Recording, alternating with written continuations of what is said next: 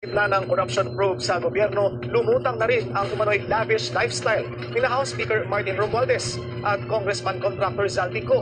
Bumili si Romualdez ng 2 Gulfstream private jets mula kay ultra-bilyonaryo Lucio Tan. Ang isa raw ay pre-owned G150 na nagkakahalaga ng up to $8 million. Ang isang G550 na posibleng umabot sa $35 million o 2.6 billion pesos. Makakabili pala ng aircraft sa hangar mga ganyan kapag at nakuha na raw ka. ito ang atensyon ng Malacanang.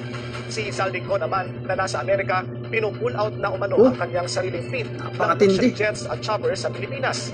Ayon sa mga dokumento sana ito ma-freeze na yung mga pinaparegister na ng kanyang Mercedes Aviation ang fleet. Lalo na si Zaldico wala na dito. Ang umano'y Gulfstream G350 na may halagang $36 million. 36 million? Sa aircraft leasing business ang anak niko na si Michael Edisco.